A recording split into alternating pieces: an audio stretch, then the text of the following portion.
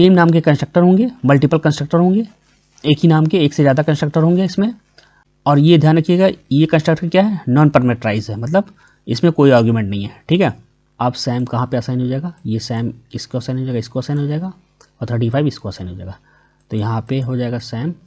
Friend एक और very important topic है, कंस्ट्रक्टर ओवरलोडिंग क्या होता है। आप लोगों ने फंक्शन ओवरलोडिंग पढ़ा होगा। कंस्ट्रक्टर ओवरलोडिंग क्या होता है? Constructor overloading means multiple constructor in a class when you have multiple constructor with the different parameter listed then it will known as a constructor overloading. यानी सेम उसी तरह function overloading या method overloading की तरह है। जैसे method overloading होता है उसी तरह कंस्ट्रक्टर ओवरलोडिंग भी होता है।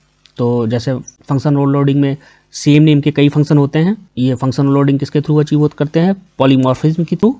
मीन्स सेम नेम के बहुत सारे फंक्शन हैं।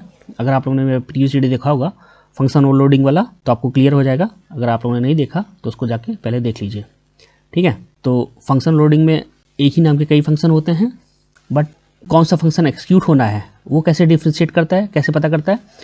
पहले चेक करता है नंबर ऑफ पैरामीटर, यानी उस फंक्शन में कितने नंबर ऑफ पैरामीटर पास हो रहे हैं।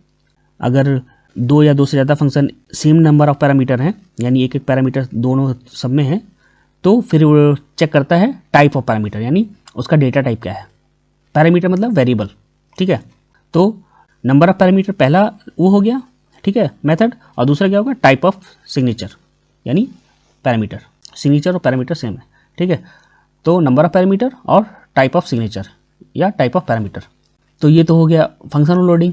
सेम सिनेरियो इसमें भी है कंस्ट्रक्टर ओवरलोडिंग में, यानी सेम नाम के कंस्ट्रक्टर होंगे, मल्टीपल कंस्ट्रक्टर होंगे, एक ही नाम के एक से ज़्यादा कंस्ट्रक्टर होंगे इसमें। तो कौन सा एक्सिक्यूट होगा? ये वही लॉजिक लगेगा, नंबर ऑफ पैरामीटर और टाइप ऑफ पैरामीटर या टाइप ऑफ सिग्नेचर, ठीक है। तो यहाँ पे देखिए मैंने एग्जांपल लिया हुआ एक, यहाँ पे हमारी क्लास है, क्लास नेम स्टूडेंट है। दो मैंने क्लास वेरिएबल लिए हुए हैं, स्ट्रिंग नेम और इंट एज, ठीक है। एक स्ट्रिंग वेरिएबल है और एक इंटीजर टाइप का वेरिएबल है। अब यहाँ पे एक कंस्ट्रक्टर मैंने बनाया स्टूडेंट क्लास के नेम से, ठीक है। इसमें हमने क्या कर दिया? दिस डॉट नेम मिसिंग, ठीक है। यानी नेम में हमने क्या इनिशियलाइज कर दिया? Missing. This dot age, age में क्या इनिशियलाइज कर दिया? 0। और ये ध्यान रखिएगा, ये कंस्ट्रक्टर क्या है? नॉन पैरामीटराइज है, मतलब इसमें कोई आर्गुमेंट नहीं है, ठीक है। तो ये कंस्ट्रक्टर हो गया। दूसरा कंस्ट्रक्टर क्या है? इसमें मैंने एक सिंगल पैरामीटर कंस्ट्रक्टर है, यानी एक पैरामीटर इसमें भेज रहे हैं। वो कैसा टाइप है? स्ट्रिंग टाइप का, ठीक है, स्ट्रिंग नेम।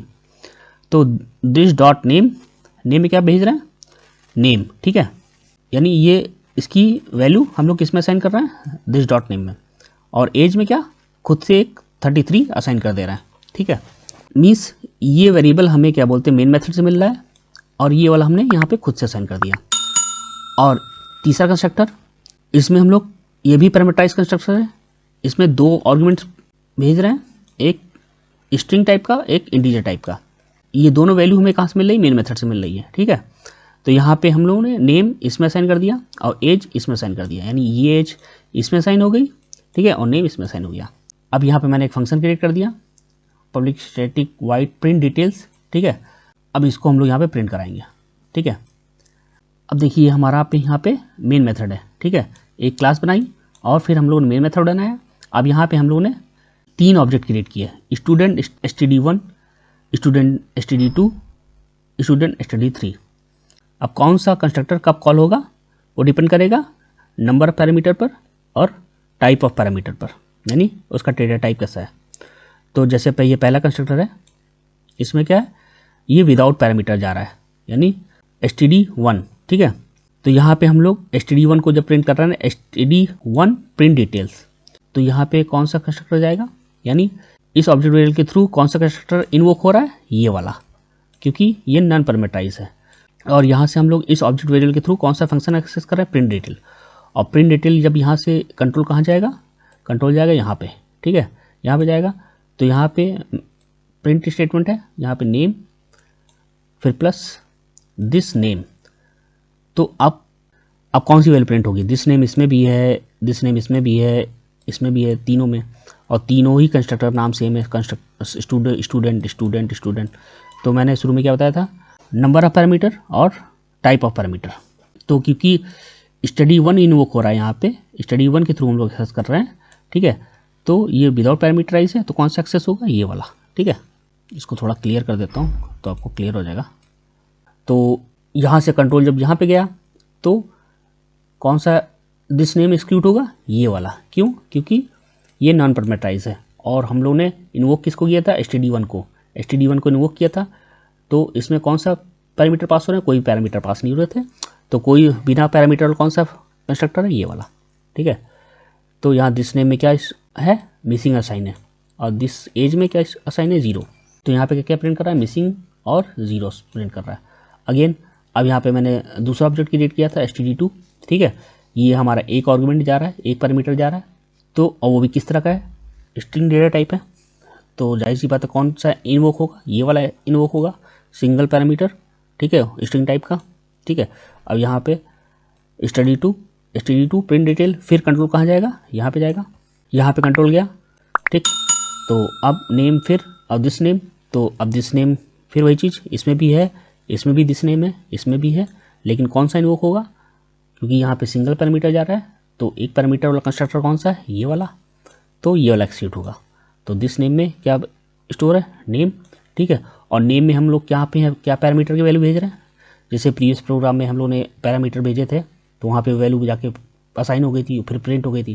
तो यहाँ पे हम लोग भेज रहे हैं सनी भेज रहे हैं। तो यहाँ नेम में क्या है, जा रहा है, सनी जा रहा है। अब ये सनी किस में असाइन हो गया, इस वाले वेरिएबल में, दिस नेम वाले वेरिएबल में। ठीक है, ये असाइन हो गया। और एज क्या असाइन है, 33। ठीक है, तो यहाँ पे दिस नेम में क्या प्रिंट कर देगा, सनी प्रिंट कर देगा, और एज में क्या प्रिंट कर देगा, ये 33 जो हम लोग खुद से असाइन की थी, 33 हो गई। ठीक है, अब दूसरा हो गया। अब तीसरा क्या है, एक std3 तीसरा ऑब्जेक्ट क्रिएट किया था। ठीक है, इसमें हम लोग कितने आर्गुमेंट पास कर रहे हैं, 2, सैम और 35। ठीक है, एक स्ट्रिंग आर्गुमेंट है और एक इंटीजर टाइप का है। तो यहाँ पे std3, फिर यहाँ पे std3 के थ्रू हम लोग प्रिंट डिटेल को फिर एक्सेस कर रहे हैं। तो कहाँ जाएगा कंट्रोल, यहाँ पे जाएगा, यहाँ पे जाएगा। तो यहाँ पे फिर वही दिस नेम एक्सेस करेगा। अब कौन सा एक्सेस करेगा, तीनों सेम है, स्टूडेंट स्टूडेंट स्टूडेंट।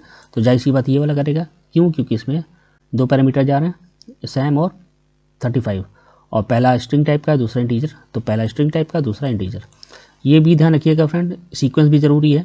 ठीक है, सीक्वेंस यानी पहला स्ट्रिंग हो है तो ये भी स्ट्रिंग होना चाहिए, दूसरा इंटीजर है तो दूसरा इंटीजर होना चाहिए।